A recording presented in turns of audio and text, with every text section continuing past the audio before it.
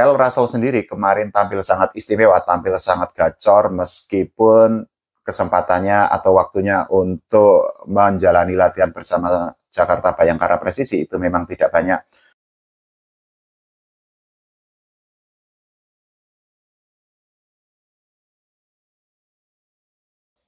Volley Mania, halo selamat datang kembali di channel YouTube Pengabdi Volley. Ya, pertandingan antara Jakarta Bayangkara Presisi melawan Surabaya Samator berjalan sesuai prediksi. Pertandingannya sangat jomplang dan Jakarta Bayangkara Presisi berhasil mendapatkan kemenangan yang bisa dikatakan cukup mudah ketika menghadapi Surabaya Samator di Final Four Proliga 2025 seri Kediri. Tidak tanggung-tanggung, skornya adalah 3-0 dan hal itu menjadi bukti bahwa memang kualitas para pemain Jakarta Bayangkara Presisi itu memang di atas para pemain Surabaya Samator. Di set pertama kita ketahui Surabaya Samator kalah telak, tapi ada perkembangan di set kedua dan set ketiga karena Surabaya Samator berhasil mendapatkan 20 poin lebih di dua set terakhir.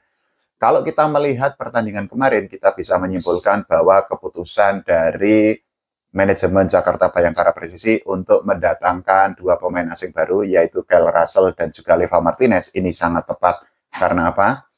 Kita bisa melihat bahwa level permainan dari Kyle Russell dan juga Leva Martinez itu memang ya bisa dikatakan grade A dan hal itu sudah terbukti di lapangan. Kyle Russell sendiri kemarin tampil sangat istimewa, tampil sangat gacor meskipun kesempatannya atau waktunya untuk menjalani latihan bersama Jakarta Bayangkara Presisi itu memang tidak banyak. Di pertandingan kemarin, Kyle Russell yang di musim ini membela Korean Air Jumbo di V-League atau Liga Voli Korea Selatan berhasil mencetak 19 poin sekaligus menempatkan dirinya di top skor pada pertandingan kemarin. Kita akan perinci atau kita akan bedah poin demi poin yang didapatkan oleh Kyle Russell. Jadi dari 19 poin yang didapatkan oleh Kyle Russell, 12 diantaranya itu berasal dari attack. Sementara itu 3 poin lainnya itu disumbangkan Kyle Russell dari block. Dan ini ada satu yang istimewa, ada statistik yang sangat luar biasa karena Kyle Russell di pertandingan melawan Surabaya Samator kemarin berhasil mencetak 5 ace sepanjang pertandingan. Ini bukanlah hal yang asing lagi bagi Kyle Russell karena apa? Kita ketahui bahwa Kyle Russell ini memiliki 3 komponen yang sangat istimewa ketika melakukan serve. Jadi serve-nya ini memang sangat kencang, kedua sangat presisi, dan bolanya yang ketiga ini bolanya itu jatuh di tempat-tempat yang memang sangat sulit untuk dijangkau sehingga libero dari Surabaya Samator, Hendrik Agel ataupun para penerima bola pertama dari Surabaya Samator akan sangat kesulitan untuk mengembalikan bola dengan sangat sempurna. Sekali lagi bahwa ace ini merupakan senjata andalan dari Kyle Russell dan kalau kita mengacu ke rekor yang dicetak oleh Kyle Russell ini bukanlah hal yang asing karena pada tahun 2022 yang lalu saat itu Kyle Russell yang membela Blue Fangs itu berhasil mencetak 8 ace secara beruntun ketika Blue Fangs itu menghadapi Suwon di Liga Voli Korea Selatan. Ya, kualitas tidak bisa dibohongi dan pengalaman atau kemampuan dari Kyle Russell ini memang keren banget, 2 jempol buat Kyle Russell. Tapi selain Kyle Russell, kita juga bisa melihat bahwa Leva Martinez ini juga menunjukkan performa yang sangat luar biasa. Bahkan dirinya meskipun baru tiba ke Indonesia, tapi langsung dimainkan sebagai pemain inti oleh pelatih Jakarta Bayangkara Presisi yaitu Redel Toiran. Hasilnya juga oke banget buat Leo karena sepanjang pertandingan kemarin Leva Martinez itu berhasil mencetak 13 poin dan semua poin yang dicetak oleh pemain asal Kuba itu berasal dari sisi attack meskipun kita ketahui bahwa Leva Martinez itu ketika melakukan serve itu dengan cara jump tapi ternyata jump serve yang dilakukan oleh mantan pemain Hyundai Capital Skywalkers itu tidak bisa membuahkan poin untuk Jakarta Bayangkara Presisi.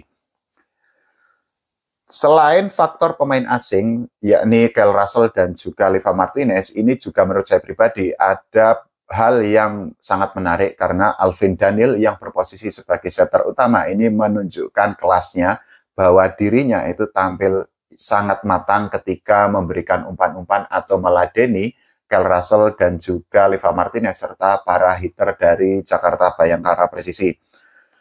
Alvin Daniel sendiri kemarin bisa langsung nyetel dengan para pemain asingnya, dan hal itu menjadi bukti bahwa kematangan yang dimiliki oleh Alvin Daniel itu memang semakin bagus lagi.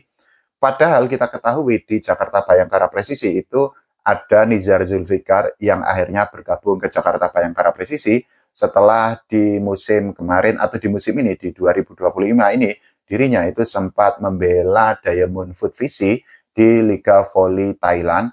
Tapi kemarin oleh Redel Toiran, Nizar Zulfikar itu tidak dimainkan sama sekali, dan mungkin nanti Nizar Zulfikar itu akan diturunkan ketika memang Alvin Daniel itu mengalami kebuntuan di pertandingan-pertandingan yang sangat krusial.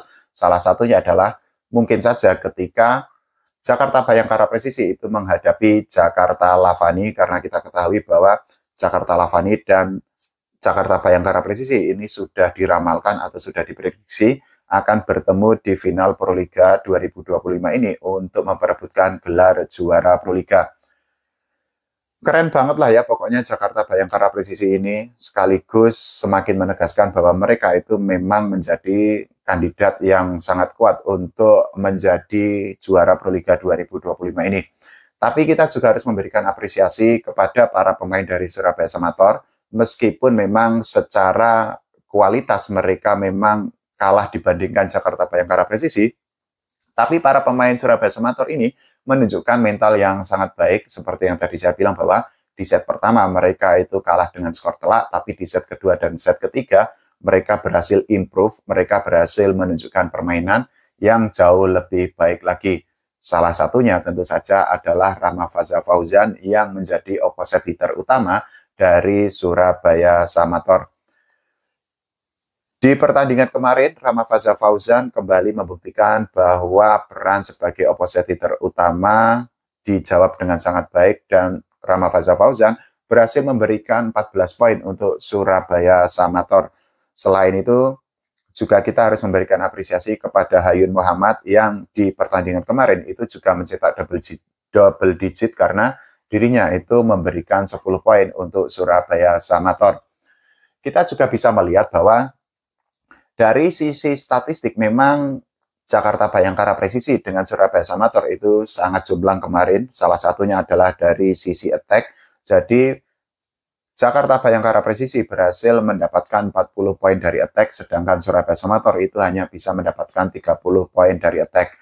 Sementara itu dari blok lagi-lagi Jakarta Bhayangkara Presisi unggul jauh karena berhasil mendapatkan 7 poin dari blok, sedangkan untuk Surabaya Samator itu hanya mendapatkan 1 poin.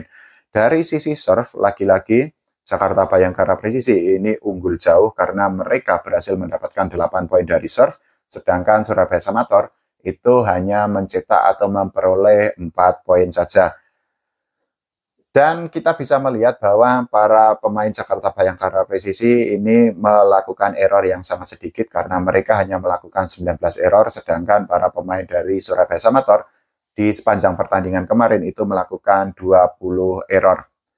Ya, sekali lagi, kualitas tidak bisa dibohongi, pengalaman juga tidak bisa ditepikan. Kita bisa menyimpulkan atau bisa melihat secara langsung bahwa sangat layak Jakarta Bhayangkara Presisi mengalahkan Surabaya Samator. Kalau menurut teman-teman semua bagaimana? Silahkan tulis di kolom komentar.